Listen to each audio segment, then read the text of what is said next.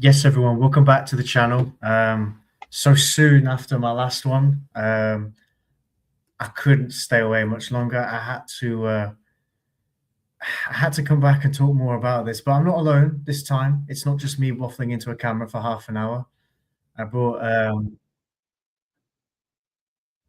got an old nemesis with me, an old, um, an old partner in crime in certain aspects. Haven't done shows with him in a long time, so I'm happy to have him on. And this might be my first time on the channel with you, Reece, on my own channel. If you don't know Reece, he does his own wrestling podcast, and outside of that, he's just being a negative Nelly on Twitter about Man United, Milan, Rangers, Leipzig. You know, shouting standards when he supports a lot of shit clubs. Excuse my language. But all all jokes aside, Reece, mate, how are you, man? It's good to see you. It is good to see you. Shouting standards, more like I proclaim them, I declare them, and then I emphasize them. We support So Rangers. We support Leipzig. Sorry, this isn't a Reece cooking show. No. there's, Sorry, I couldn't resist. Continue. Continue. but that's different. That's different. Like first of all, I'm well, thank you, but and I hope the same. But Rangers is because obviously where I'm from, it's not hard to guess. But my family are all in that sense Rangers fans to the degree that that's like it's like your family club. But I didn't source that out.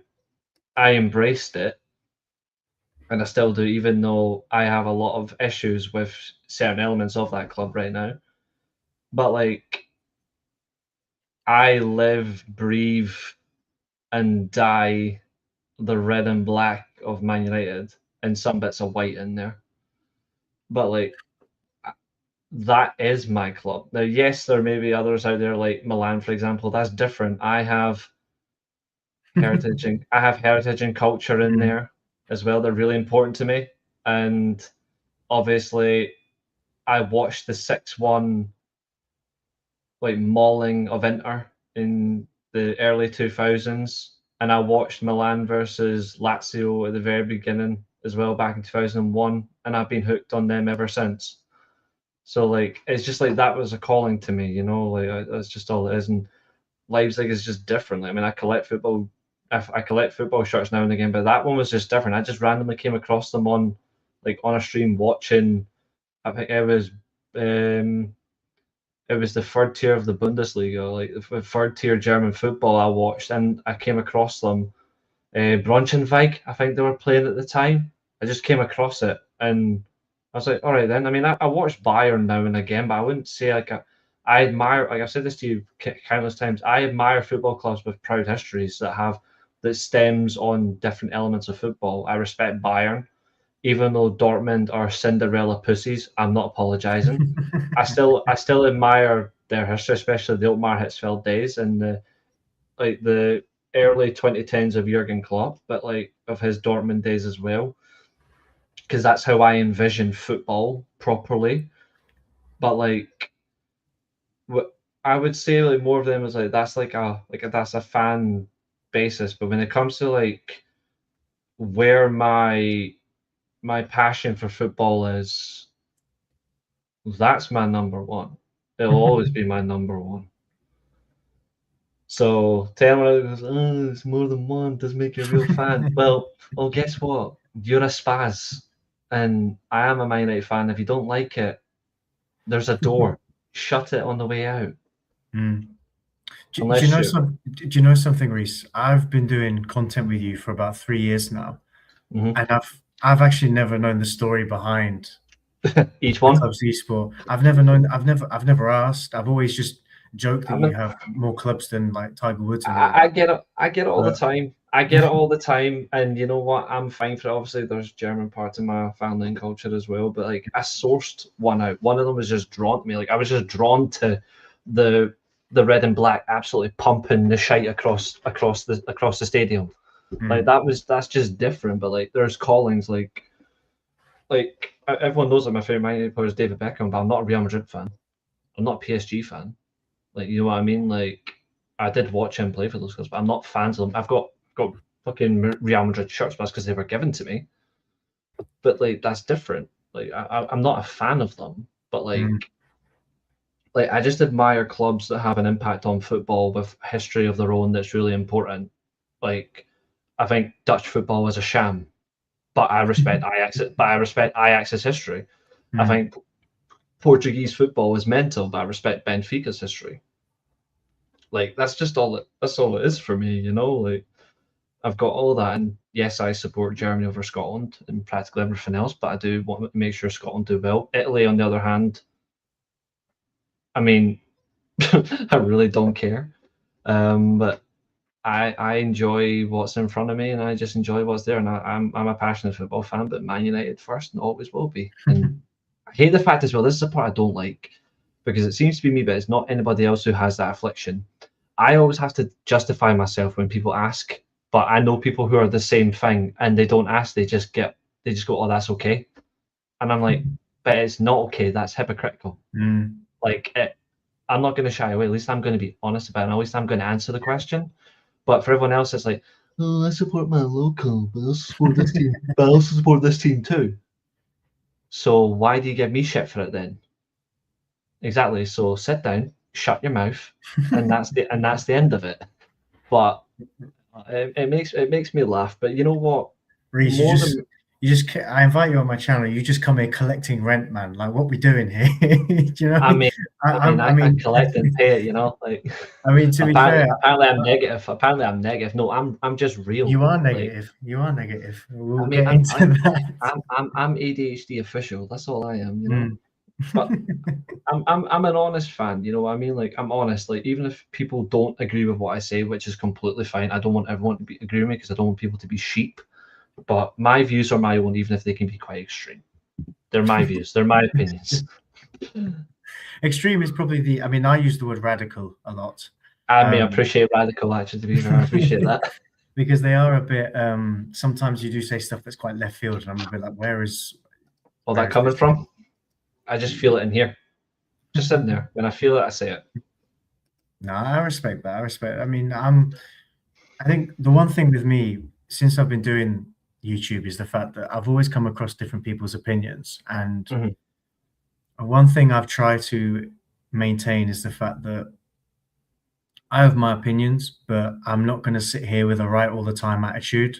Unless it rage baits you specifically, then that's a different story. But like I always find it when people are quite condescending with their opinions, and I'm always open to a discussion because everyone sees the game differently. You know, you see on some channels, people come on shows, and I know I've just accused you of doing this for a laugh, but it's just completely different. I watch like people do like fan channel, like panel shows, and you just see people coming on, they'll say their point, they'll shout their argument, and that's their argument. They won't listen, they won't like consider someone else's viewpoint. And it's like, if it's going to be a debate, it's not a debate based on facts, it's not a debate based on substance, it's just shouting the argument. And I'm not like that. People are obsessed about being right, and I think there is enough content. I admit I'm guilty.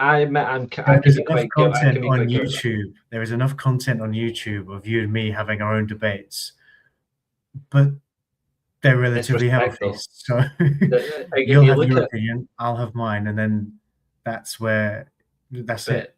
It's fueled on respect, though. You know what I mean? Like you respect my views, I respect yours, even if we take the piss at each other. Like that's what mates do. But like there's a genuine level of respect there in terms of like what I think.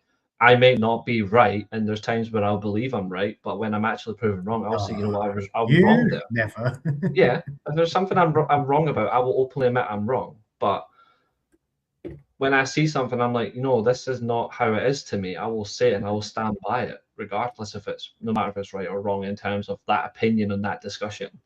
But I won't jab the person in terms of like, I'll go for their opinion, saying, well, their opinion's irrelevant. Like, I'll actually come at it from a counter perspective and say, no, this is what I think, this is what I'm seeing, and this is what I'm valuing in terms of the point. I feel like you say there, like the people just jump on panel shows or whatever and they just talk, but they won't let anyone else speak. That's not cooking That, anyone in particular, by the way. I've done my own fair share of panel shows. That's not that's I've just got to put it out there. I'm no, not cooking anyone it's specifically about it. It's more just the fact that there'll be other channels I'll watch, for example, and I see too many people go on. Now, luckily, I've never been a part of it, really. I've never really been on a panel show where I feel like someone's being like condescending or shouting arguments. So it's always like a respect factor in there, and that's part of the reason why like I like having people on. I like being on panel shows with people. I like having certain people, like just conversations with certain people, in the sense of like with everyone that I speak to about football. There's always a counter perspective, and it's something I always respect. Like I know whatever you and me are going to discuss this evening, you and me are going to disagree, and most likely. And the thing is like I'm not going to go live all night. I'm not going to go like a 12-hour like debate. I can't be bothered, to be honest. I've had 2 nights of little sleep, to be honest, an early start. So he's tapping out early, guys. I'm rage quitting. Reece is going to cook me, and I'm rage quitting on my own channel. Like this is To be honest, I don't think in the sense of it that we're going to be like that at all. I think the difference is you're just going to see fundamental values are just going to be discussed, right? And I think that's just the end of it. I think there's so many things there's more things that went wrong than right, and I think that's what we're going to agree on. I'll be surprised if there's not. I'll be surprised if there's more than 3 things we disagree on tonight. I wouldn't be surprised. I wouldn't be surprised, because I'll say something and it might get misconstrued because I'm not the best with words. Neither's half the people we speak to, but like they still get the point across. It's a nice network we have. Like Arsenal fans don't talk sense, but we still listen to them. Even like the people I've met through you directly, like there's people like I'll talk to you through that we've met that are mutuals for us. There's also people, who I follow on TikTok, who I speak to on TikTok. There's people that we both know on TikTok together that I only know through you and not anyone else. You're welcome. So yes, they were a blessing in my life. They were. But that's what I do. I like bringing people together in terms of different ways, like through. I'm not saying I'm the sole reason, but I like to introduce people who I think actually, this will be good for you. Careful, Reece. That's sounding a bit too positive for tonight. I'm not liking this. Yeah, I'm a narcissist. Sometimes I'm allowed. I tell you what, yeah, let's jump straight into this, man, because I think we've got a lot we need to talk about. Yeah, let's do it, man. Let's do it. First question. Look, the main thing we're going to talk about is the transfer window. Yeah, I did a video on on the channel last night, just basically talking about we're 2 weeks away from the window, and like I've got my concerns that I expressed. I just wanted to ask you about like if the window shut tomorrow, how I use this word loosely. How happy are you with United's business if the window shut tomorrow? Extremely unhappy. What are we rating it? 0. Like truthfully, I'm rating it a 0 out of 10. I think any United fan, if I'm being honest, this is my opinion, any United fan who rates this higher than a 5 needs slapped repetitively. I think a 5 is being nice, personally. Yeah, but there's going to be. There's going to be. So if I see any United fans personally that say this is above, say, a 5, they need slapped in the face by, I don't know, what's the nice way to put it? Vladimir Klitschko. Like, get him to slap them about. Like, I look at it from that perspective. Like, you need a reality check, because this window is awful. Now, people are going to say, oh, but we signed Santos, we signed Tielemans. And what to do? Like, I'm sorry, but like, they're not actually making United better. Tielemans is a good player. I'm not going to doubt that. André Santos is actually a decent player. But are they actually making United better or competitive? No. Man City have literally signed the best midfielder of the summer that's not English, because Anderson sucks, the Judas prick. But like, they walked into Lille and said, we want Boyade. Done. Boyade in. That's the signing of the summer. Done. Like, mark my words, that is the signing of the summer for any club in world football. Ayo Boyade is the signing of the summer. We could have had him, we chose not to. You look at the quality of the midfielders that have moved around all summer. United needed 4, And I said that to you last summer, that United needed at least 4 this year, and they weren't even going to bother. I think a lot of people are taking certain context of transfer windows or approaches or finances to either literally or unserious, and I'm taking it as it is. This ownership is not prepared. This ownership doesn't know what they're doing. The people in charge are fundamentally yes men to themselves, which is ironic. And I think they really don't understand the level of pressure that's awaiting them, because if you make because this was part that I find funny. If you make a guarantee as a bald man with eyebrows taken off Uncle Fester, if you are a bald man like that, you've come from, whether you want to look about charges or not, Man City are still the best run club in English football. They are still the best run club, even though they've got Maresca in charge.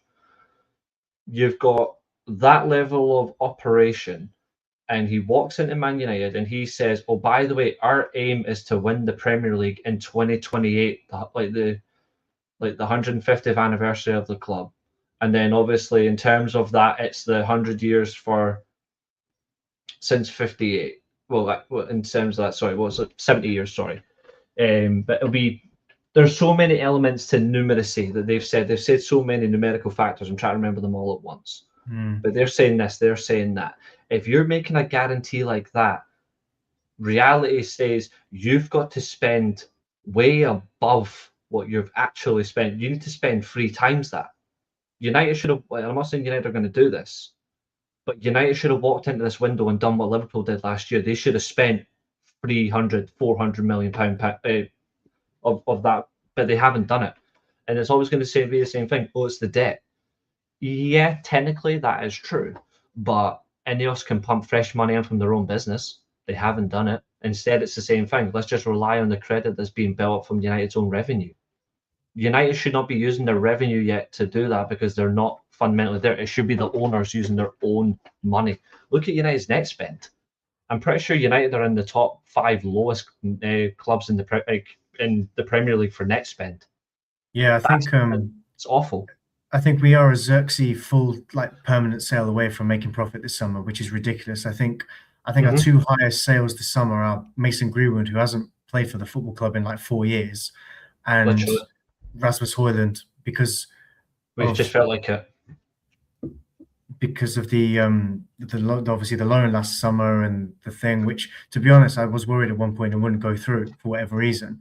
But I think, I'll briefly give you my stance on it. It's just I like the 2 midfielders we signed individually, and I think what we've done is we've raised the technical floor of the midfield, and I don't think the midfield has been this technically decent for 10 years. 10 years, Reece. I don't think we've had a technically decent pivot for 10 years. I'm talking Pogba and Herrera, or even Pogba and Matic, or Pogba and Schneidling, Pogba and Schweinsteiger. That kind of, you were talking late 2016, maybe even 2017. But to be honest, I'm really underwhelmed with the midfield rebuild, because I wanted us to sign 2 marquee midfielders who it wouldn't have really mattered who exactly. If you're looking at the midfielders we were linked to, I think the big frustration is the fact that it just let it happen. A lot of the midfielders we've been linked to, not only did we just watch them move to other football clubs, it was honestly, it's almost like the board. I don't want to sit here and say the board are naive enough to go into a window and unprepared and just assume everything's going to work out. But at the same time, we've literally gone into this window like a virgin in Freshers Week at uni, gone to all our mates and gone, "Oh my God, look at all the girls in the club. Look at the rack on that one. Look at this, look at that." And you don't get touched. And just walked home with no one. Literally. Because what was that what was that show? What was that show that Paddy McGuinness used to host? What, Take Me Out? Aye. There was a lassie from my school that was on that, and she didn't get picked. And she was all right in high school. And she was all right in high school. She was in my year.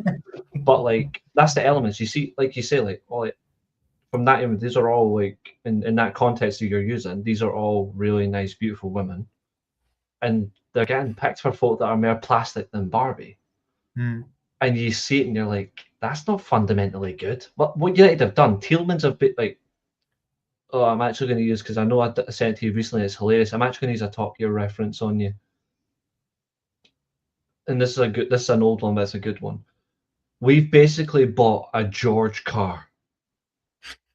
We've basically signed George Ferraris. We've not bought real ones, we've bought fake ones. Tielemans is a George player. Andre Santos is a George player. We should be going for Gucci. And I don't wear Gucci, but we should be. You know what I mean? We should go for like Ralph Lauren.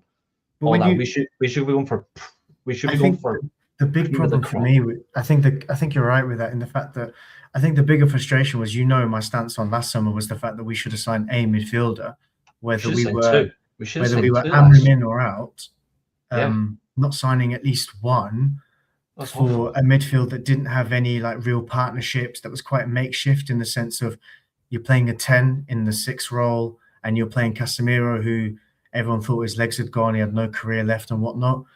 Not signing a midfielder for that and going into this summer hoping the We're Manchester United card would work for 3 midfielders minimum, and not expecting anyone else. Because last summer we could see like Liverpool still needed a midfielder, right? And the other thing as well, you look at you look at the marquee names that we've been linked to. How many of them were actually unknown last summer?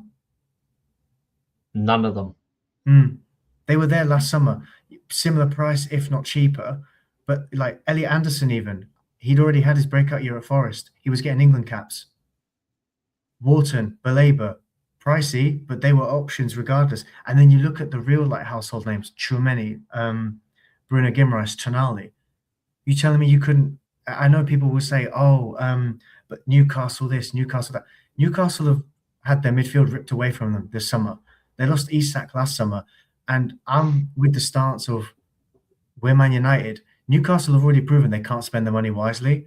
Like they're kind of finished in a way. I think they made 6 signings and only one of them is actually believable, and that's Dedic. They've made 6 like very like I do like the players. Like if you put like comps of the players in front of me, I do like a lot of the players they've signed.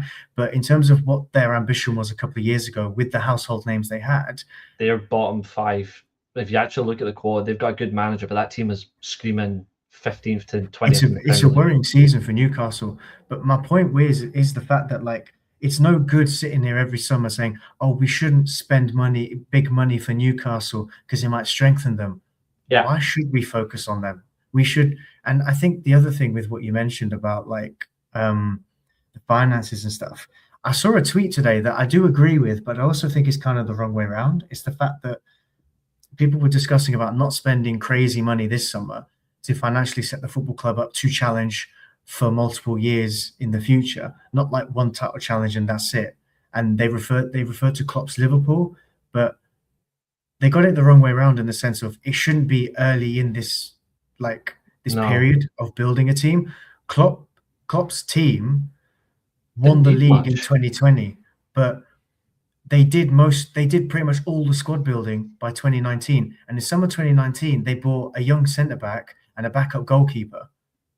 And then, granted, everyone fell off and they went on to win the league, but they had a team that you could argue was already strong enough to go again. We don't have that. And they're arguably the best winger in the world. And Neil said Mo Salah, that's wrong. They're not arguably the best winger in the world in Sadio Mane. They had some of the best players in their positions in the world. They had an incredible spine. It was an elite team. Alisson, Van Dijk, Fabinho, Salah, even Firmino when he was doing well. Despite his injuries, he was still key. Even when Thiago came in after that, but Thiago still made a big difference. And the point I'm making with that is the fact that you've hired Michael Carrick as a new manager. You've got to give him the tools to succeed, because it's all well and good if you want to run the puppet gimmick. All right, fine. If you want to run the puppet narrative about Carrick, all right, fine. But he's just going to be set up to fail because the board were naive with that. And the funny thing is, whether you want Carrick to succeed or you don't want Carrick to succeed, because obviously there's going to be fans out there that didn't want him in the job. Me personally, I wanted this specific type of manager. I've got nothing against Michael Carrick. I just thought it was too soon, and I still stand by it. I think it is too soon, even though he had a good end to the season on an interim basis. It's a totally different kettle of fish. When I look at it from a logical perspective, if United's intention is to win the league by 2028, that means you actually have to have world-class players with a world-class manager to win the league by 2028. You look at Man United. Man United have only got one world-class player.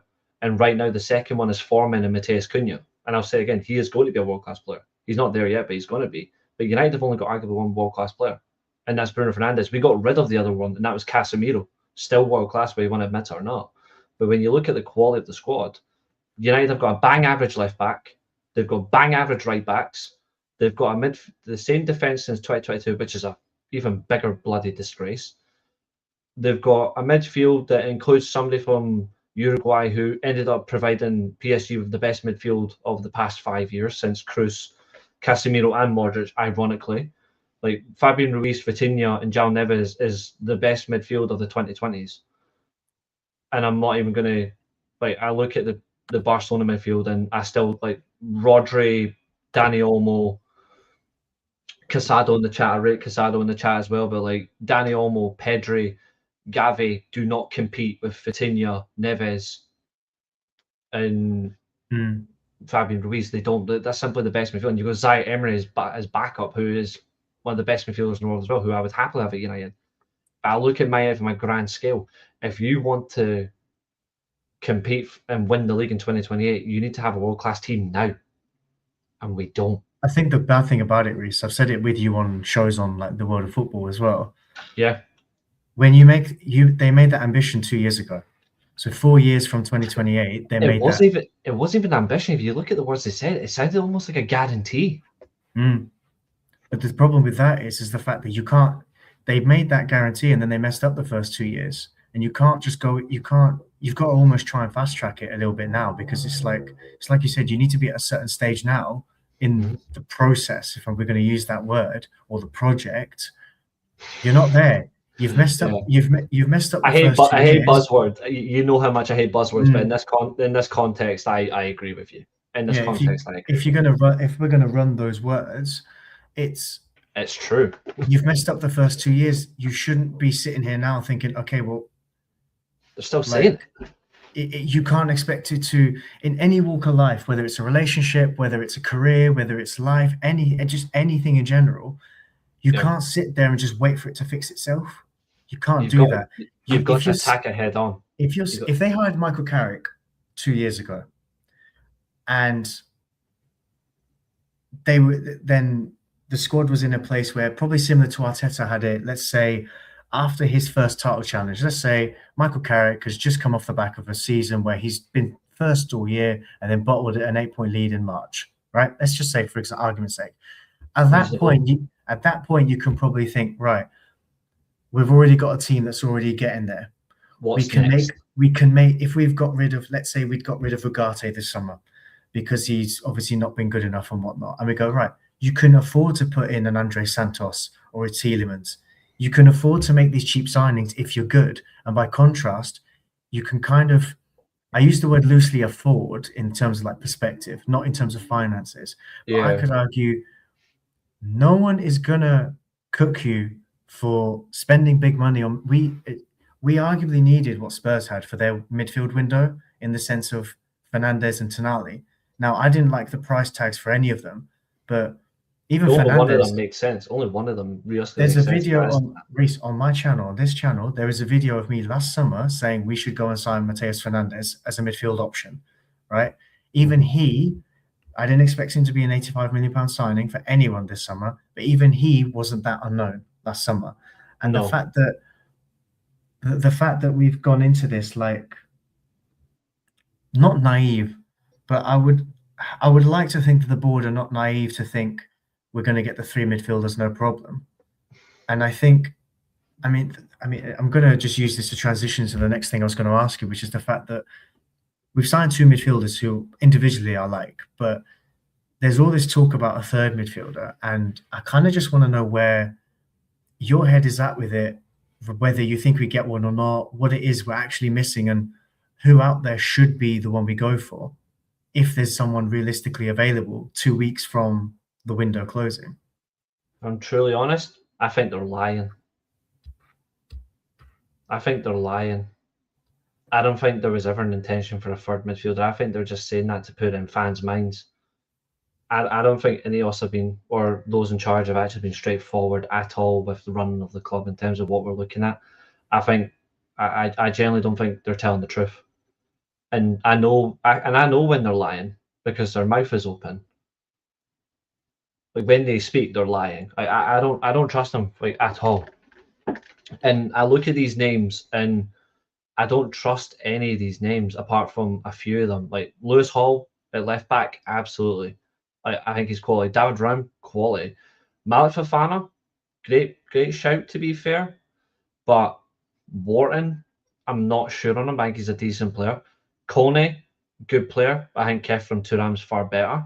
Baleba is crap. Koopmeiners is finished, and he doesn't even play in a holding position anymore. He plays as a number 10.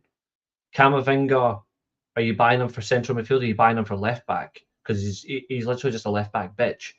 Casado's quality, but Barcelona want to let him go is a concern. Why are they willing to let go one of their best academy prospects who's in their first team? Like he may not start every game, but he's in that team. Like why? Here's the question: why should we be supplementing money to Barcelona for Casado? Like why should we? When we should look at other elements of their team. Why are they selling him though? that is, I think that you raise a good point there. Is the fact that I always worry about going to these big sides because even when there was the Tchouaméni news, like Tchouaméni, I really wanted us to sign because I thought he would have been a perfect complementary like midfield option compared to everything we've got. But I'm not going to sit here and pretend. I mean, when the Rodri talk started heating up, I thought, okay, let's see what happens with this. But I'm not getting giddy quite yet. But with Tchouaméni, I thought Jose's not going to want to let him go. Jose's going to like him. And why would anyone believe that he would be up for sale? Like you'd have to be insane. Whereas Camavinga, by comparison, we know about the injury issues. Now, I've got my own opinions of the fact that the talent is there, and I do have my reservations about Madrid and how they actually platform the talent and develop them. And maybe there's enough talent there for that kind of money to kind of overlook the injuries. Because I know, like, over the years, there's like managing injury-prone players is not really sports science. We've seen the likes of Big Sam, David Moyes over the years, like way back in the day. It's carefully managed the injury-prone players.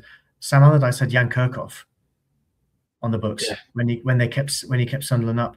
Didn't train him. Didn't get him to join in training. Just made sure he was match fit for the weekend, and it clearly proved effective. But my point with that is the fact that we're now left not with the bottom of the barrel, but there's now even more question marks about every option we get linked to, and it's like there is no real obvious candidate. All the obvious ones, even Tonali was the worst of like Anderson, Tchouaméni, Bruno G in my book. But I think he's actually the best out of the four of them. I would have. See, I think the opposite. But then still, I would have considered him over a lot of the options we've got now. Wait, I look at the summer of this year, and I'm surprised no Premier League club has signed Angelo Stiller. Yeah, I'm surprised he's still waiting for a move. If you know what I mean. I'm consistent with him as well. Like I've avoided him at Man United for the past 2 years. I'm consistent on that. Like I think he's a quality player. People are like, oh, we shouldn't because he's so slow. And like United aren't going to need him to be fast in midfield when he's a very good reader of the game and he's good with the ball. Rodri's not quick. I'm not comparing Stiller to Rodri in that level, but Rodri isn't quick. But Rodri is a great reader of the ball, and he's a great passer of the ball, and he's got great vision. That's exactly what Stiller is.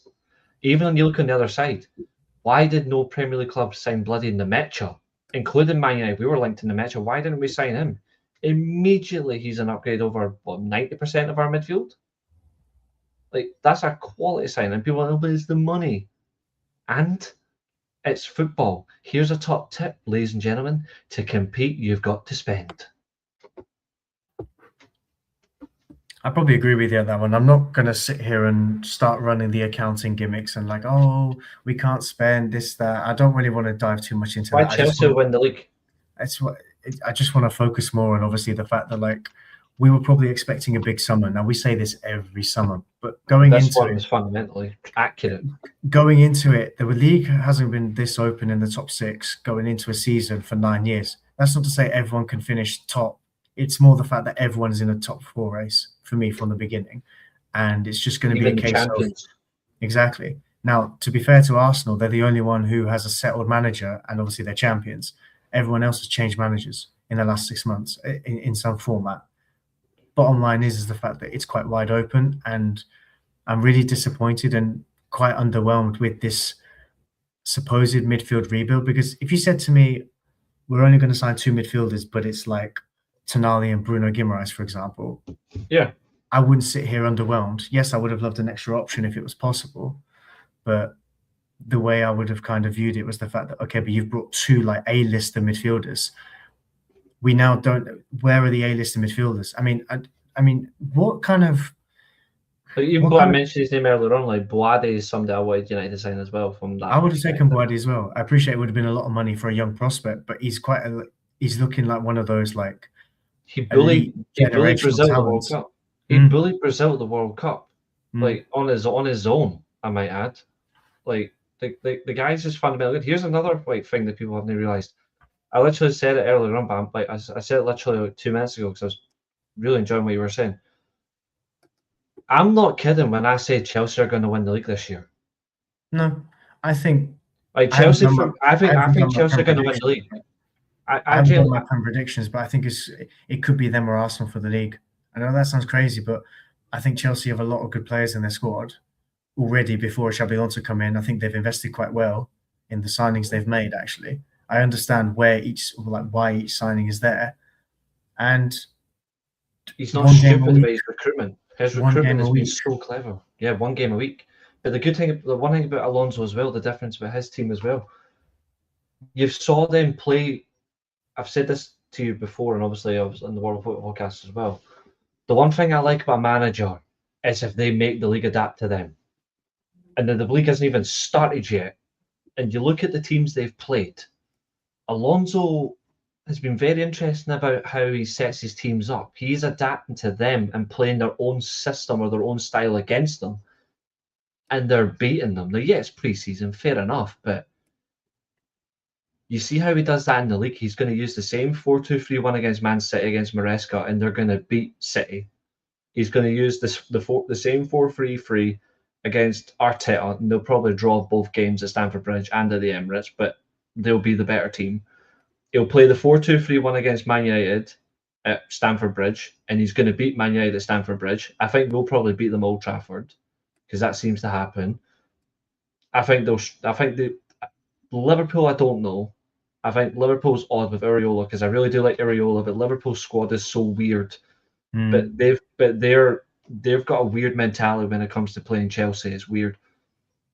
But when you look at Chelsea though, the only thing that doesn't stop them win the league is if they just don't win enough games consecutively. I think that's the only thing that stops them win the league is that it's a consistent run of results. But I look at them, I generally think they're the best positioned team to challenge Arsenal. I think Man City are strong, but we saw how they played against them in the Community Shield. Now, I don't care about the Community Shield, but when you look at it from that perspective, City got cut apart. And when was the last time Man City generally got cut apart by any team, especially in the midfield? I don't remember that at all. And they got cut wide open. And Elliot Anderson's a Judas anyway, so it felt good to see him get cut open. But they only had one clear chance, and Haaland missed it in the whole game. Like they've got a lot to, and I think Maresca's a good manager, but when you look at them, it's glaringly obvious that they're not competing with Chelsea or Arsenal for the league. I think they're competing with Man United and Liverpool for who's going to finish after that for the best of the rest. And I think people are overlooking Areola's quality. That's why he's in a position where he's going to struggle because Liverpool have not backed him at all. So that's a good thing because I think he's genuinely fantastic. Carrick hasn't been backed to an extent, but I also look as well, is he actually pressing enough for signings? Maybe, maybe not. He's been quite vocal recently, which is good. But when you look at right now, where, as you say, the league is so wide open, the league is that wide open that if United were to act quickly in the last 2 weeks, they could be a driving force at the end of the season. 100%. But when you make guarantees that we want to win the league in the 27-28 season, that's literally not far away. We're literally one season away because at the end of the season, if United finish second this season, maybe with an FA Cup or League Cup to their hands, or maybe they win both, it can be done because we're not going to win the Champions League. But like, if United were for some reason to win 1 or 2 domestic cups and finish second, yes, obviously for me, my standard is win the league, but I can be optimistic. If we win trophies, that's a measurement of success because winning trophies is the embodiment of football. Anyone who says it's not doesn't know what winning is. Badminton exists for you lot. Go But support Brighton. exactly. But if we win a trophy this season, it's automatically better than any other club apart from whoever wins the league. Like that's just a fundamental fact. So if we were to go and win a domestic cup and still finish third, that's still a strong season. And then, well, at that point, then if this manager's done that, you have to then give this man a war chest to do it. If you're not going to back him, then you go, right, we need a world class operator. It's one or the other. It's apples and oranges. They cannot fundamentally put themselves in that position where they fuck it up. Yeah, if you're gonna change the manager or you're gonna change players because they're not good enough, the same should be done at board level as well. You've got to start asking questions. I agree. That's a great point because that's something I firmly stand on. Like, if United don't win the league in 27-28, then Berardi should be sacked on July 1st. Like, July 1st, you made the guarantee, you're bald, you're stupid, goodbye, you're gone. Like, end of, like, for me, like, that's how it is. You're fundamental. That was your guarantee. I think Berardi would stay. I think if that happened, I think Berardi would be kept on. He should be allowed to. But I think he'd be given another grace period to try and see if he can go again for another year. But I think other heads would roll. You look in the recruitment. I like Vivell personally. I personally trust Vivell with the recruitment. I've got my reservations on Wilcox. I've given him a fair bit of time and patience, but just this summer has been very. Like, it's not just the midfield as well. I'm looking everywhere else. I'm seeing briefs about Lewis Hall wanting to come to United. I'm like, where is he then? If we're seeing the club brief to people who are supposed to be the voices that we kind of like, the ITKs, they're coming out saying, "Oh, there's Lewis Hall has told Newcastle, is informed Newcastle he wants to leave and join Man United." That's fantastic, but he's not holding up a shirt at Carrington yet. I've not seen that. So what we're doing here, and I think that the reason I kind of make that point is to go off to the point is the fact that away from the midfield, I know obviously you will have had your mindset of how many players we would need and what positions we'd need. I know you've been harping on about the defense for a good few years now. Even away from that graphic that's come up recently about Brentford 2022, but even like the other defenders that we've signed in that time, you have said consistently that we've needed, like centre back has to be on the list. But I just wanted to ask you, it's basically around around the midfield, like forget the midfield, like anywhere else, because I personally went into this window thinking, you get me 3 midfielders, a left back, and a striker, and maybe a left winger, depending on what happens with the Marcus Rashford question, which I don't really want to go into because I think a lot more has been made of it than necessary. But happy to go into it if you want to put like the point across. But I'm happy to because I think there's an interesting point there. Because I think I've seen the reaction go online, and I'm just a bit like, it doesn't need to go on for weeks the way it has. Reintegration, regardless of whether it's a good idea or not. I don't like that choice of words though. I don't like the choice of words of reintegration. Like, well, let's be real. When I had an argument, you can bring this up if you want. I'm actually happy for you to bring. I'm actually going to send you a tweet from my own account, right? Because I had an argument with a United fan recently, because they were just really pissing me off. And I think for me, I mean, firstly, I prefer the word reintegration than rebuild, to be honest, because I feel like we hear rebuild every summer. Yeah. But to be honest, the only thing I've got about it is the fact that if he's got a good attitude, he's willing to work hard, fantastic. He's not a guaranteed starter. Let's put it out there. Yeah. It's going to be between him, Cunha, and maybe even Dorgu, just as a fair rotation. And whoever's good enough plays, depending on what the instructions are and whatnot. But I think the reintegration was the fact that the reason I'm not too fussed about it is because, yeah, okay, you've got a player who's coming in. Fair enough. The player, you know what he's about. You know what you're going to get probably. There's a lot of upside there. I don't think there's that much downside compared to what his expectation already is anyway. So it's not too bad. I'd rather that than spend 70 or 80 million pounds on a player where the upside is not as big and then the downside is probably maybe worse. But then the other way I look at it is the fact that, like, if you reintegrate him and you still manage to move him on, because I think with the wages and you're not going to get the fee you want, especially if you start going around saying like, oh, we don't want him, we're going to banish him and this, that. So to be honest with you, that's kind of just my stance on it. I'll probably do another video on it another day. People are using that for their own agendas. Like I sent you the tweet that I quoted, and the guy actually started. I follow him on Twitter, and he's all right, but like you can tell the difference between what I say as objectivity versus an FC fan, which really annoys me. And you'll see the difference from the tweet I've actually just sent you on WhatsApp. I've sent you the whole thing, and I don't mind if people see this if they go, "Oh, he hates Rashford." Well, I kind of hate Rashford's attitude at times, and I've been consistent on that because he's a one-dimensional player. But this guy said that Rashford is literally the most elite. Don't let Kaz hear you say that. I don't care. I'm honest. She knows this as well. I've said like the fact that this tweet also says that Marcus Rashford is the best attacker at the club and he's the most complete attacker. And I was like, well, no, he can't because he doesn't like to play in the right way and he can't do it. He clearly doesn't want to play as a striker and he barely takes anyone anymore. So that's part of a winger's job. So therefore, I feel like he's regressed a little bit, and that since that 22-23 season where he just unleashed, I feel like ever since then he's lost his way a little bit. Physically, I think he's regressed a little bit. Yeah, literally go through what I've literally just sent you. Go through what I've just sent you. Like I literally said, this guy is not better than Mbeumo or Cunha, and this guy's trying to say he is, and I'm like, he's not. Like I'm sorry, but Rashford is not better than either of the two of them. As a backup striker, I've got no problem with that. But like, if you look at the difference between what I say versus objectivity, like objectivity, what I'm saying versus the sheer sense of this guy is just plainly he's just Rashford on the brain. You'll see the difference of why I don't like interacting with online Man United fans of certain accounts because they are all singing, all dancing, hopium and copium. Oh, insane levels of copium, and it's stupid. But like, if you can't even criticize a player you like, what's the point of having a conversation? Because like it's the same way I look at certain levels of players of our club. Like I call them out. Like I'm a big fan of Bruno Fernandes, but I've called him out. Like I'm not afraid to. Like some people are genuinely afraid to call out their favorite players, and I'm like, why?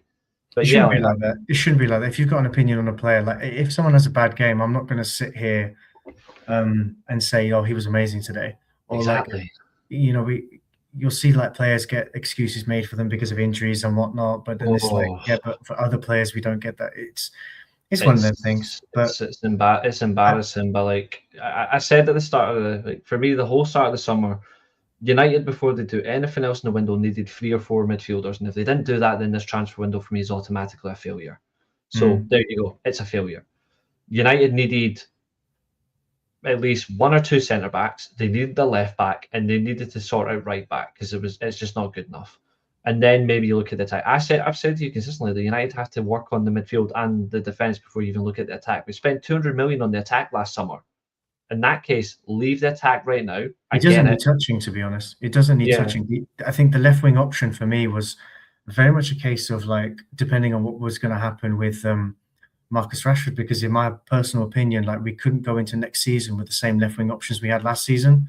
I think he's going to play through the middle. I think he's going to play through the middle, if I'm honest. I think he's going to play as a backup striker. I think he'll find a way, yeah. I think one thing I gave Ten Hag credit for was the fact that even though he adapted to everything around him, he platformed Rashford, his main goal threat, as best as he could, even if it meant putting Weghorst as a 10 and Bruno out wide on the left. Because during phases of play, you had Rashford running down the middle as a one-on-one machine. How many goals did we see where he's just one-on-one with a goalkeeper and he scores? So I'm not against like Marcus Rashford being an option. I don't trust him as a winger. And I've said that for the best part of 4 or 5 years. But I have said consistently for the same period, I would use him as a centre forward. But I said on the Keane's channel, like when they brought it back on that show, I said it consistently. I'm still not choosing Marcus Rashford over Mbeumo, and I'm still not choosing him over Cunha in a starting 11. I'm not choosing him over Sesko. Like I just wouldn't. I also said the same thing. Maybe it's a bit harsh, but I said I'm choosing Dorgu over him. And then that's simple because like I see more in aptitude. But the problem of his now is like people are now calling it his attitude about how he's playing on the field. And to be fair, with Dorgu, they're not wrong. But if you tell me straight to my face or in an online discussion, which is even funnier, that Marcus Rashford is better than Matheus Cunha or Brian Mbeumo, then I'm not going to listen to you because you're talking shit. He's I think not. it's one of those things where I think history would probably argue maybe, yeah, but like 3 history is, years ago we would. 3 years yeah, ago I'll say it, but that's not the now. thing. Marcus Rashford's coming back, not in disgrace. I think Marcus Rashford's coming back with a bit of like Yeah, it's not. he's got a point to play. He's got a point to prove, which can be good. It can be useful with that. I don't think his loans I don't think his last his loans have been bad, to be honest. I His think his loan to Barcelona Barcelona loan was going to be a success. His loan to Barcelona was going to be a success, and I said that as well on that same show, that if anyone thought that Rashford to Barcelona was going to fail, then you're mental. It was not going to fail. Hansi Flick, by the way, Hansi Flick, World class manager, the only one of three manager I give the United job to, but like a serious level of elite manager. And if it was up to me tomorrow, I would honestly offer Rashford plus cash and sign Rafinha. I still would. I still would sign Rafinha so he can score a hat trick against Leeds. But like, I would honestly sign him because I generally think that's a different level of player than what Rashford offers. Especially because, just like Cunha, he can play on the wide, he can play on the right wing, and guess what? He can play as a number 10. And I think I've said it as well. When Bruno Fernandes leaves, I don't think Man United are playing a 2-1 type midfield anymore. I think we'll play a simple 4-3-3. I really think we will. I think we'll change approach. I feel like we can still see that this year, to be honest, with the midfielders we've signed. I think we can still see that this year. Unless United pivot. I mean, I actually wouldn't mind if Carrick decides, you know what, I look at the quality of the players we have. Maybe there's some games when I've got to risk it. Maybe I've got to play 4 central players and I play Emblemo up top. Yeah. If he does, I think we've got a lot of profiles in the midfield now, especially, and in attack that would probably benefit from that. But I'm still disappointed in terms of our team, in terms of we haven't invested enough in midfield.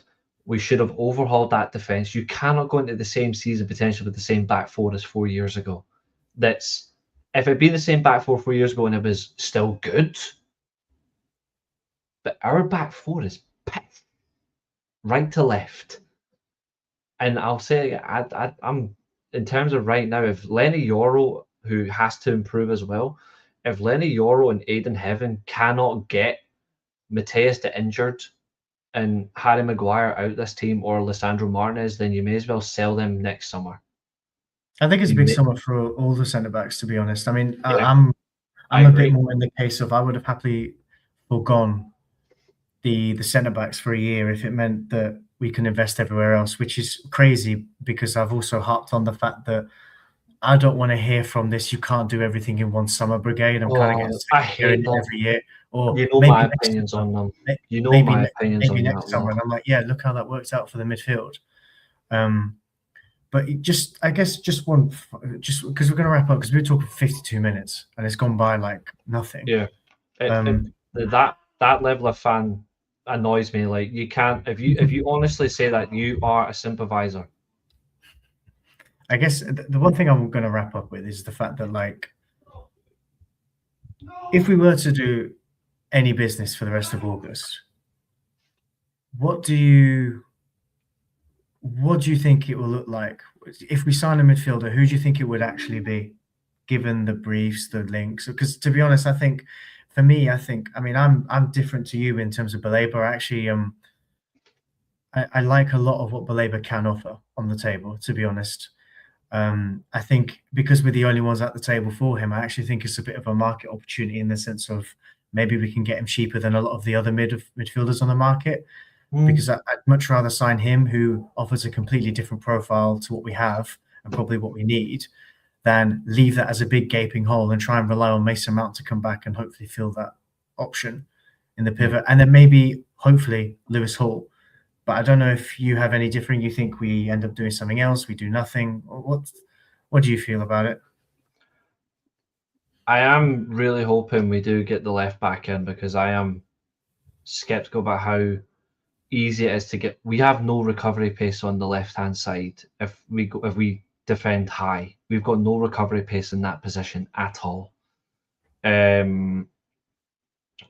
I'm really hoping we do sign Lewis Hall left back. I really do like Lewis Hall. In terms of midfield, I'll be surprised if we do sign one. I don't think we will, but honestly, the way we're operating, it wouldn't surprise me if we're that stupid and we sign Sanderberg, and I don't think he's good enough. But it wouldn't surprise me because United are typical of, they'll use that as, well, here's your third signing. That's not a signing, bro. That's not a signing. So I look at it in that way and I'm thinking United need two seriously excellent players between now and the end of the transfer window, and I don't see it happening. Like, we've got more money than Arsenal, and we're afraid to use it because we haven't got it because we ran out of credit. We're waiting until July, as people are claiming. Stop with the nonsense. Yes, We're the now club middle has of a debt. August. Exactly. The club has debt. Yeah, I get it. The club has debt. But Ineos are a very, very profitable company. They've got a lot of money that they could easily invest themselves. They just choose not to. Mhm. And they're using the club's own money that is stretching thin. That says more about your owner than anything else. So I don't think we'll get one. I'm hoping I'm wrong. I'm very concerned. I am. I'm hoping we still go and win something this season. I don't think we're going to win the league, but if we were to win the FA Cup or the League Cup or even both, I'll be happy with that.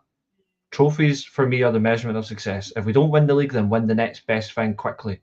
Because the Champions League, I don't think we're there yet. I think we're quite a while away. But I'm not one of those fans who dismisses any trophy. If you're in a competition, you're in it to win it. If you're not in it to win a competition and you'd rather just wait, let's have a cup run and see if that does well. Because the priority is Champions League football. Who are you, an Aston Villa fan? Like, no. If you're in a competition, you're in it to win it. We're Man United. Like that's simple as that. Like, imagine saying that to a Real Madrid fan. Oh, what's your plans for the season? La Liga, Copa del Rey, Champions League, and winning the Spanish Super Cup. How about finishing second to Barcelona because they signed Rodri? We might win the Copa del Rey. How about Champions League quarterfinals, and then we lose in the semi-final round to Atletico Madrid? That fan probably gets shot. Mm. Like, that type of fan wouldn't be allowed in the Real Madrid fan base, but the Man United fan base reeks of those types of fans. Those are the ones who won't challenge those above because either they're afraid they'll get called out or they'll get called a fake fan.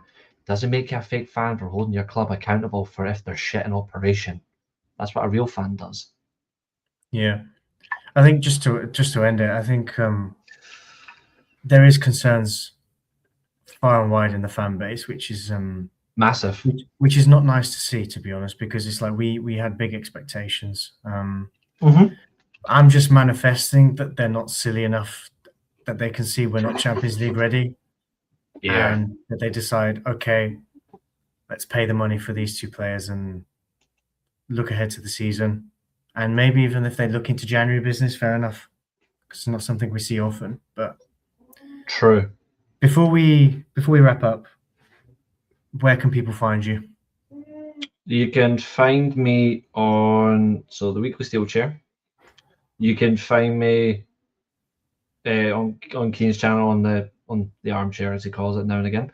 You can find me on, it's called Boots and Bants. Sometimes I do like a Saturday show with them, which is good fun.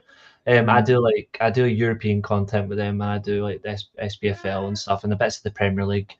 I'll try and regenerate the World of Football podcast with you and Nathan. We'll sort it, and that's more or less where you can find me. And obviously the Steel Chair on Twitch and X. But to be fair, I think X is a dying organization, a bit like their owner. Yeah, It's just not real. But that's where you can find me. I have fun. Yes, I might be negative most of the time, but the difference is I'm real. I don't say things for the sake of saying it. I say it because I actually firmly believe it. well, look, can I be honest? It was a pleasure having you on this evening, and it's definitely Thanks for asking. as last minute as it was. I appreciate you coming on. So from both of us here, just want to wish everyone a good night and look after yourselves, all of you. Take it easy.